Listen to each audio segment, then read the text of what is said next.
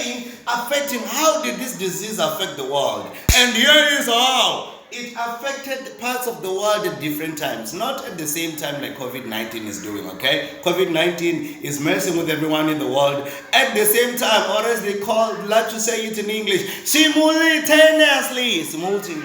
Moving on, there was another pandemic, it was called the Spanish flu, okay? The word Spanish means in relation to Spain, okay? You know the country Spain, which is found in Europe?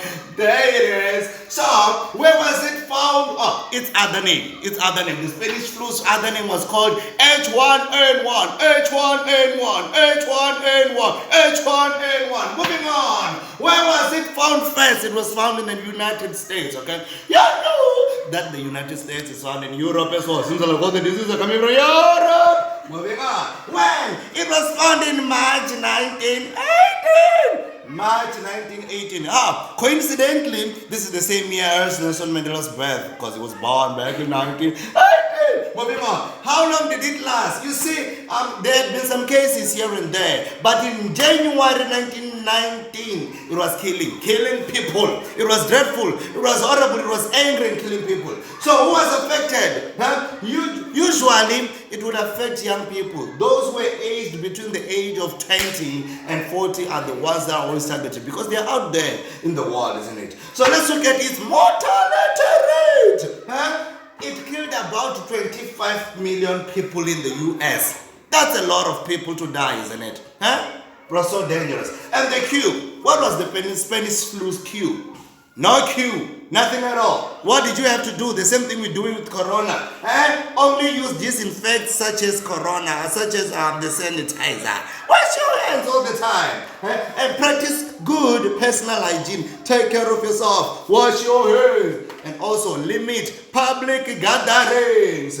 Communication of the virus. You see, by 1918, there was no radio, no television, no internet, no Facebook, no WhatsApp. So the only way the disease was made known to the people was through newspapers. Moving on. Now, how is the population growth affected? How does the population get affected? Look here, we're going to be talking about economic status. Now look here, richer people usually have how many children? Very few people than poor people. That's a fact.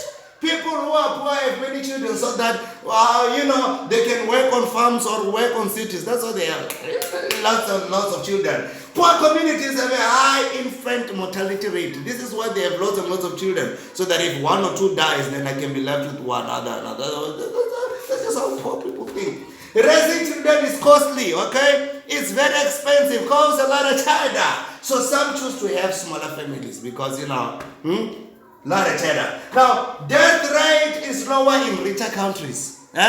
When, like China, people do not die that much. Even right now, people are not dying that much from corona in China because it's a very developed, it's a very rich country. And in poor countries, people die all the time. Why? Because you go to the clinic, you say, I'm sick, I need medication. No medication. Then you buy the farm.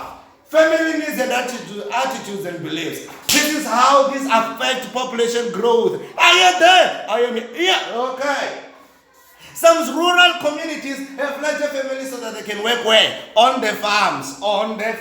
Secondly, some have lots of children so that they are looked after during old age when they are old, okay, so that they can have someone to look after them. This happens only in countries that do not have mundane day. Some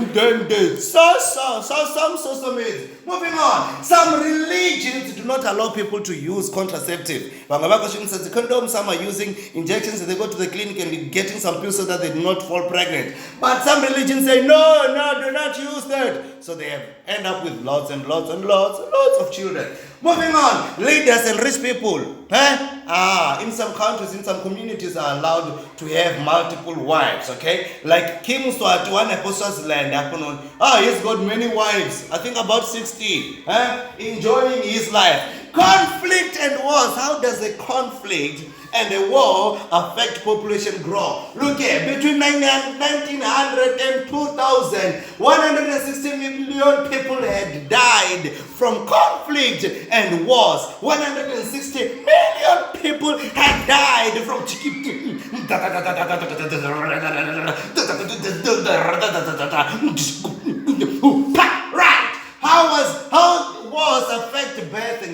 affected. You see, during war, people have few children, okay? There are fewer children during war. And also, some wars happen on a farming land. So you see the crops are down and out because there are some bombs and some guns. You see, people may have to move to cities or other countries during war because they want to run away with their lives. People cannot farm and live normal lives when there is war. How can you sleep when you try to sleep and you hear boom? People are dying. Many people die from hunger and diseases during war because clinics and hospitals have been closed. When you're sick, you're just sick. And food is also in shortage because farms are not being worked on because what are people doing? They are becoming soldiers, okay? And these are just wars that have affected the population.